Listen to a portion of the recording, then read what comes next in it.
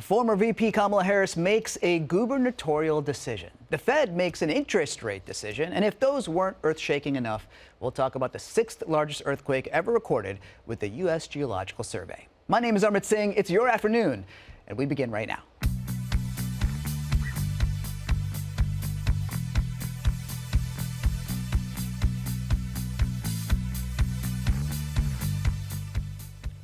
Let's begin with those new developments in the political world, and it is a California political story, but one with huge national implication as well. Former Vice President Kamala Harris says she is not running for California governor. She released a statement today saying, quote, "In recent months, I've given serious thought to asking the people of California for the privilege to serve as their governor.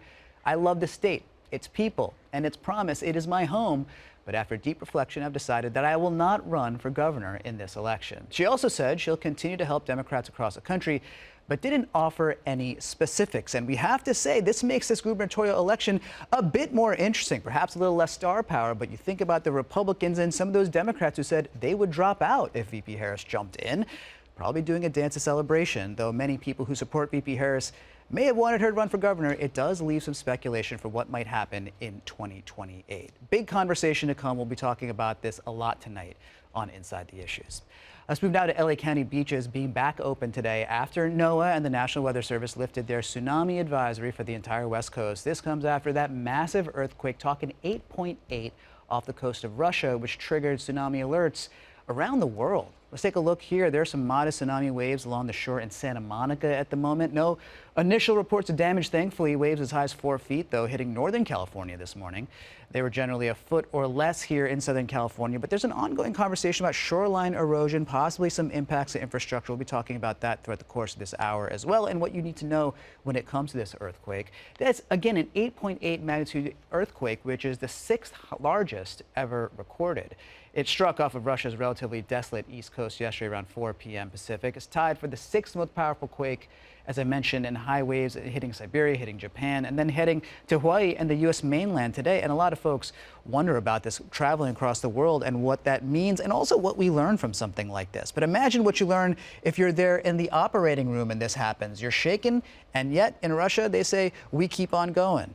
We have a surgeon in the house today who understands a bit about that, and that's the kind of thing that we talk about, because when we see that kind of shake and this kind of damage, you have to imagine how anyone proceeds with life as usual. Now, at the moment, that patient that I just showed there, reportedly doing well. Quake also damaged several buildings in Russia, including a kindergarten, and we will continue to give you those damage updates.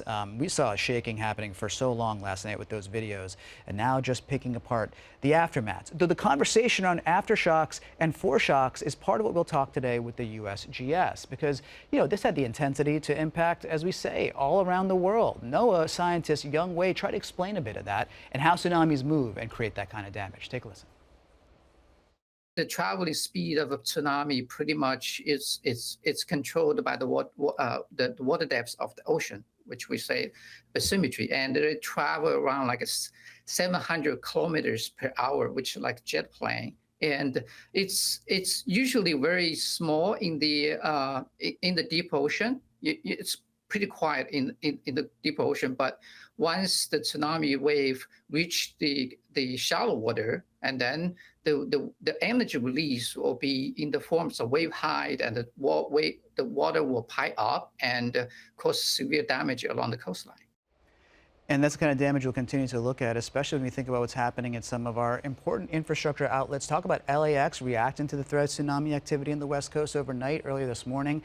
LAX experienced more than 20 flight cancellations. It also recorded more than 100 flight delays.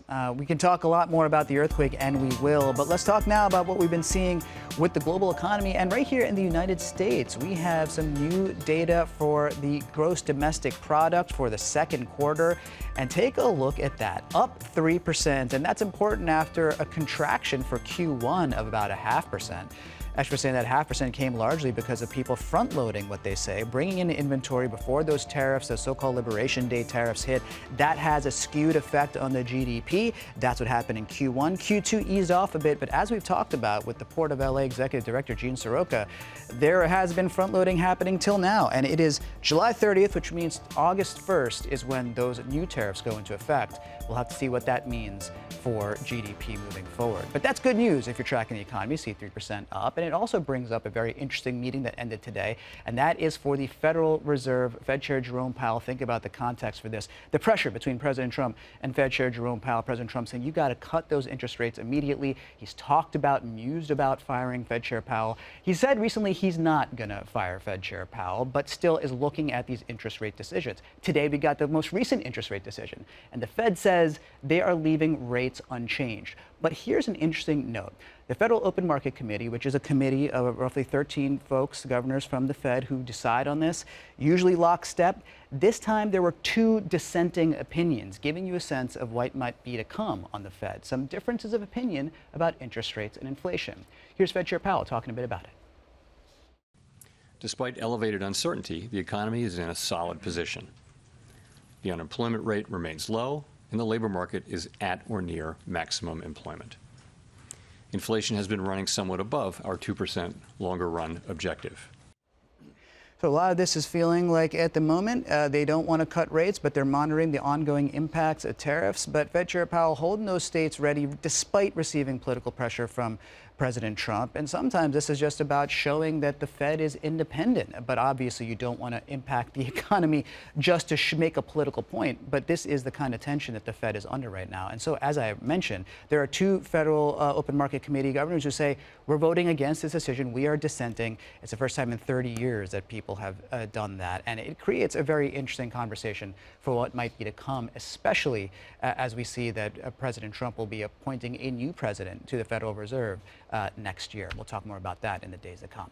Now, from Sacramento to D.C., Democratic lawmakers are trying to unmask federal immigration authorities, and we've seen something like that in L.A. County as well, moving forward on a resolution to demask all law enforcement. What is the local authority for that?